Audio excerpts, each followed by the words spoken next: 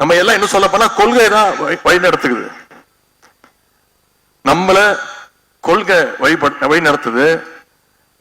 ஆனா திரு எதிர்கட்சி தலைவர் திரு எடப்பாடி பழனிசாமி அவர்களை பயம் வழி நடத்துது. நீங்க யோசிச்சு பாருங்களேன், இன்னைக்கு திராவிட முன்னேற்ற கழகத்தின் சார்பா நம்ம தைரியமா சொல்லலாம், திமிரா சொல்லலாம், 1120 பக்கங்கள் கொண்ட புத்தக கண்காட்சி, 55 கடைகள் இருக்கக்கூடிய புத்தக கண்காட்சி, 10 அமர்வுகள், 44 சிறப்பு பேச்சாளர்கள், 2 நாள் அறிவு திருவிழாவை நடத்தி காட்டிருக்கிறோம்.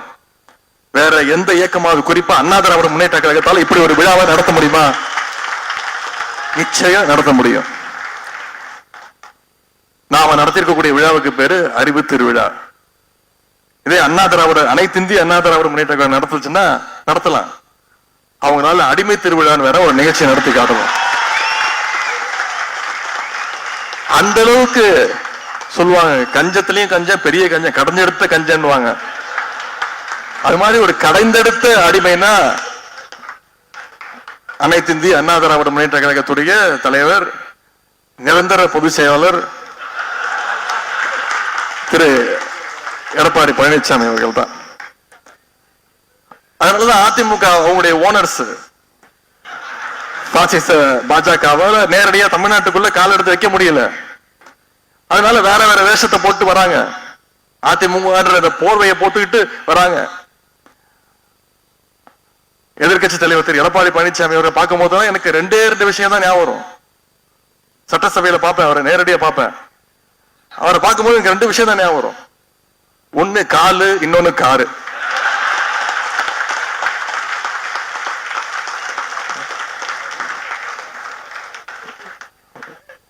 ஒரு கட்சி தலைவர், நம்மளை பொறுத்த வரைக்கும் நிரந்தர தலைவர்,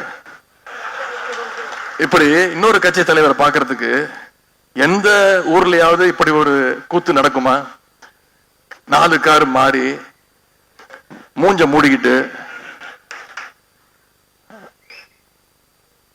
அதே மாதிரி காலு, அந்த அம்மா ஜெயலலிதா அம்மா இருந்த வரைக்கும் அந்த அம்மா காலு, அந்த அம்மா இறந்த பிறகு அந்த அம்மாவுடைய சகோதரி, உடன்பிறவா சகோதரி அம்மையார் சசிகலாவோட காலு, அந்த அம்மையார் ஊழல் வழக்கில் தண்டிக்கப்பட்டு ஜெயிலுக்கு போனோடனே திரு டிடிவி தினகரன் காலு, அதுக்கப்புறம் கொஞ்ச நாள் ப்ரமோஷன் வாங்கி டெல்லிக்கு போய் திரு மோடியோடைய காலு, திரு அமித்ஷாவுடைய காலு.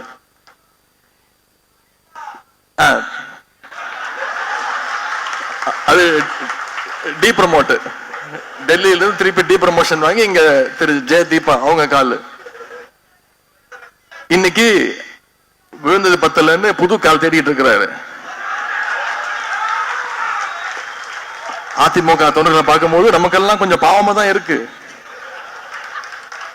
எடப்பாடி பழனிசாமி அவர்கள் அதிமுக தொண்டர்களை தொடர்ந்து ஏமாத்திட்டு வர்றாரு. என்ன சொன்னாரு?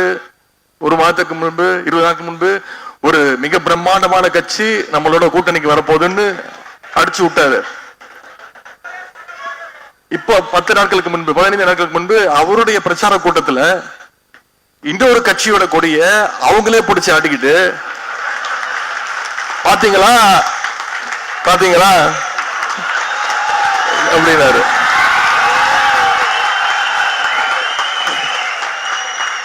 பிள்ளையார் சொல்லி போட்டாச்சு அப்படின்னு சொன்னாரா இல்லையா? எனக்கு அவரை பார்க்கும்போது என்ன ஞாபகம் தெரியுமா?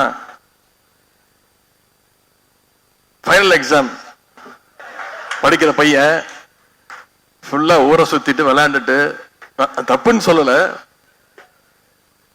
வேற எக்ஸாமுக்கு படிச்சுட்டு போனா கூட பரவாயில்ல, சுத்தமா படிக்கவே படிக்காம நைட்லாம் தூங்காம காலைல எந்திரிச்சு குளிச்சுட்டு தலைலாம் சீவிட்டு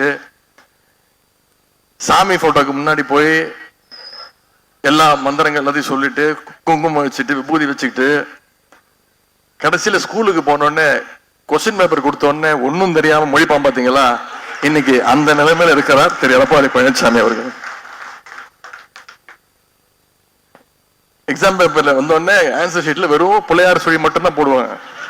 அதுக்கப்புறம் எழுதுறதுக்கு ஒன்னும் இருக்காது, எல்லாம் மேல இருக்கிறவன் பார்த்துப்பான் அப்படின்னு விட்டுருவாங்க. அப்படிப்பட்ட நிலையில இன்னைக்கு திரு எடப்பாடி பழனிசாமி அவர்கள் இருக்கிறார். எமர்ஜென்சி காலத்துல ஒன்றிய அரசு என்ன பண்ணுச்சு, மாநில கட்சிகள் எல்லாம் தடை செய்யணும், பேன் பண்ணணும் அப்படின்னு முடிவெடுத்தாங்க.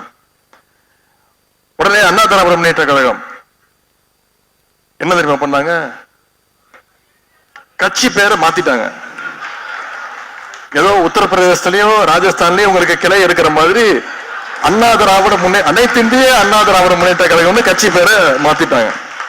இதுதான் திமுகவுக்கும் அதிமுகவுக்கும் இருக்கக்கூடிய வித்தியாசம்.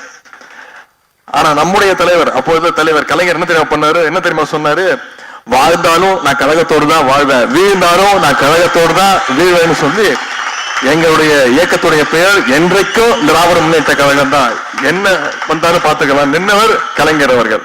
அதை மாத்துறதுக்கு இடம் இல்லைன்னு சொன்னார். கலைஞர் அன்னைக்கு காட்டிய அதே உறுதியோட இன்னைக்கு நம்முடைய தலைவர் நம்முடைய இயக்கத்தை இன்னைக்கு வழி நடத்தி கொண்டிருக்கிறார்.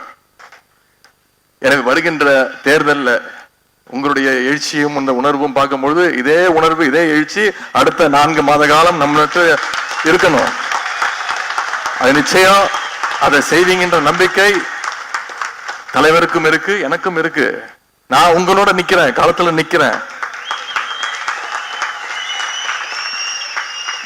வருகின்ற தேர்தலில் திராவிட முன்னேற்ற கழகத்துடைய வெற்றியை யாராலையும் தடுக்க முடியாதுங்கிற நிலைமையை நீங்க உருவாக்க வேண்டும்.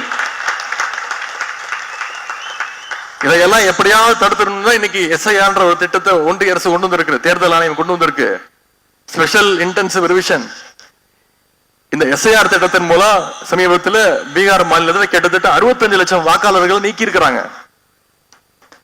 அதே மாதிரி இங்கேயும் இருக்கக்கூடிய சிறுபான்மை மக்கள் அவங்களுடைய வாக்குகளை, ஒடுக்கப்பட்ட மக்களுடைய வாக்குகளை எல்லாம் எப்படியாவது நீக்கணும்னு முயற்சி செஞ்சுட்டு இருக்கிறாங்க.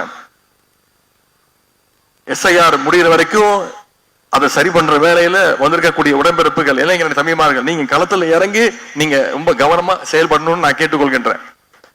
அப்பதான் பாஜகவுடைய சதி திட்டத்தை நம்மளால முறியடிக்க முடியும்.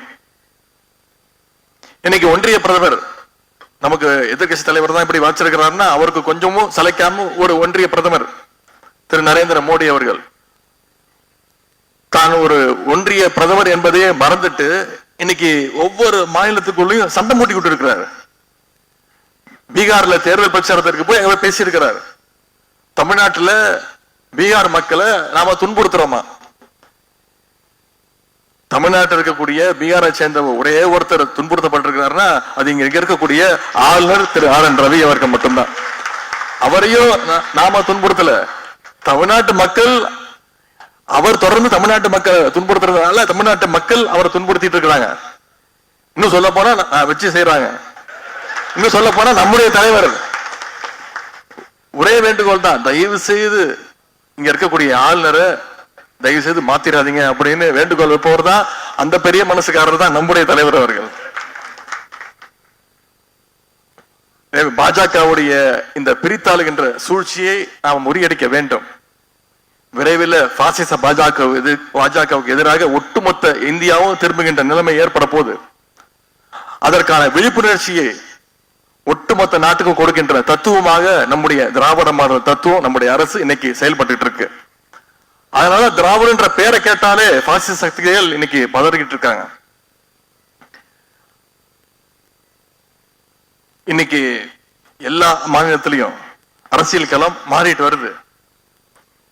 நாட்டில் இருக்கக்கூடிய அனைத்து முதலமைச்சர்களுக்கும் ஒரு எடுத்துக்காட்டு முதலமைச்சராக நம்முடைய தலைவர் அவர்கள் செயல்பட்டு கொண்டிருக்கிறார். சமீபத்தில் நீங்க தொலைக்காட்சியில பார்த்திருப்பீங்க, பீகார் மாநிலத்துடைய தலைவர் சகோதரர் தேஜஸ்வி யாதவ் முதலமைச்சர் வேட்பாளர் அவர்கிட்ட ஒரு பேட்டி எடுக்கிறாங்க. அகில இந்திய தொலைக்காட்சி நிறுவனம் பேட்டி எடுக்கும்போது கேட்கிறாங்க, இந்தியாவிலே சிறந்த முதலமைச்சரா நீங்க யாரை நினைக்கிறீங்கன்னு கேட்கும் போது அவர் ஒரு செகண்ட் கூட யோசிக்காம பதில் சொல்றாரு, தமிழ்நாட்டுடைய முதலமைச்சர் என்னுடைய சகோதரர் அப்படின்னு சொல்லி நம்முடைய தலைவர் பேரை சொல்றார். 11.19% வளர்ச்சியோட இன்னைக்கு இந்தியாவிலே டபுள் டிஜிட்ல பொருளாதார வளர்ச்சியில நம்முடைய மாநிலம் சிறந்து விளங்குதுன்னா அதுக்கு நம்முடைய முதலமைச்சர்கள் கொண்டு வந்திருக்கிற திட்டங்கள் தான். நம்முடைய அந்த 4.5 வருஷ திட்டங்களை மக்கள்கிட்ட கொண்டு போய் சேருங்க, தொடர்ந்து பேசுங்க, திண்ணை பிரச்சாரங்கள், தெருமுனை கூட்டங்கள் நடத்துங்க. இன்னைக்கு நம்முடைய முதலமைச்சர் அவர்கள் நம்முடைய தமிழ்நாடு இன்னைக்கு என்ன முடிவு எடுக்குது, ஒன்றிய அரசு ஒரு திட்டத்தை அறிவிக்குதுன்னா தமிழ்நாடு முதலமைச்சர் என்ன முடிவு எடுக்கிறார்? தமிழ்நாட்டு மக்கள் என்ன மனநிலையில் இருக்காங்க அப்படின்னு தான் மற்ற மாநில முதலமைச்சர்கள் பாராட்டுறாங்க. தொடர்ந்து மற்ற மாநில முதலமைச்சர் இங்க வந்து நம்முடைய தமிழ்நாட்டையும் திட்டங்களையும் பாராட்டிட்டு போறாங்க. முதலமைச்சர் காலை உணவு திட்டம் விரிவுபடுத்தும் போது முதலமைச்சர் பஞ்சாப் மாநில முதலமைச்சர் திரு பகவந்த் சிங் அவர்கள் பாராட்டிட்டு போனாரு. கல்வியில் சிறந்த தமிழ்நாடு புதுமை பெண் திட்டம் தமிழ் புதுமை திட்டத்தை விரிவுபடுத்தும் போது தெலுங்கானா முதலமைச்சர் திரு ரேவந்த் ரெட்டி அவர்கள் பாராட்டிட்டு போனாரு. இப்படி அனைத்து தலைவர்களும் இந்தியாவே திரும்ப பார்க்கக்கூடிய ஒரு தலைவராக நம்முடைய தலைவர் அவர்கள் முதலமைச்சர் உருவாக்கி இருக்கிறார். இன்னைக்கு இந்தி திணிப்புக்கு எதிராக நாம பேசினா வட மாநிலங்கிறது நமக்கு ஆதரவு குரல் வருது. புதிய கல்விக் கொள்கை வேணான்னு நம்ம முதல்ல சொன்னோம். இன்னைக்கு மற்ற மாநில முதலமைச்சர் தமிழ்நாடு சொன்னது கரெக்ட், எங்களுக்கும் வேணாம் அப்படின்னு மற்ற மாநில முதலமைச்சர்கள் குரல் கொடுக்கிறாங்க. மாநில உரிமைகளுக்காக நாம பேசினா இன்னைக்கு மற்ற மாநில முதலமைச்சர்கள் நமக்கு ஆதரவா குரல் கொடுக்கிறாங்க. நிதி உரிமை வேணும்னு நாம தான் மறுமுதல குரல் கொடுத்தோம். இன்னைக்கு மற்ற மாநில முதலமைச்சர்கள் நம்முடைய முதலமைச்சரை பின்பற்ற ஆரம்பிச்சிருக்கிறாங்க. இன்னைக்கு இந்த சூழல்ல தமிழ்நாட்டில் அடிமைகளை கையில வச்சுக்கிட்டு எப்படியாவது பாசிச பாஜக போடுகின்ற இந்த திட்டங்களை எல்லாம் கழக உடன்பிறப்புகள் இளைஞரணி தம்பிமார்கள் நீங்க அத்தனை பேரும் ஒற்றுமையா இருந்து களத்துல வேலை பார்த்து நம்முடைய அரசை மீண்டும் தொடர் செய்ய வேண்டும். அதற்கான தொடக்கமாக இன்னைக்கு இந்த அறிவு திருவிழா நிச்சயமாக இருக்கும் என்ற நம்பிக்கை எனக்கு இருக்கின்றது. இன்னும் ஒரு வார காலம் அந்த புத்தக கண்காட்சி நடக்க இருக்கிறது. எனவே அதை பயன்படுத்திக் கொள்ளுங்கள். இந்தியாவுடைய ஜனநாயகத்தையும் தமிழ்நாட்டையும் காப்பதற்கு 2026 சட்டமன்ற தேர்தலில் தமிழ்நாட்டில் திராவிட முன்னேற்ற கழகம் தலைமையிலான மதச்சார்பற்ற முற்போக்கு கூட்டணி மாபெரும் வெற்றி அடைஞ்சே ஆக வேண்டும். வருகின்ற 2026 சட்டமன்ற தேர்தலில் நம்முடைய கழகம் 7வது முறையாக ஆட்சியில் அமர வேண்டும். நம்முடைய தலைவர் தொடர்ந்து 2வது முறையாக முதலமைச்சர் பதவியில் பொறுப்பில் உட்கார வேண்டும். அதற்கு இளைஞரனுடைய பங்கு நிச்சயம் களத்துல நம்முடைய பங்கை நாம கொடுத்தாக வேண்டும்.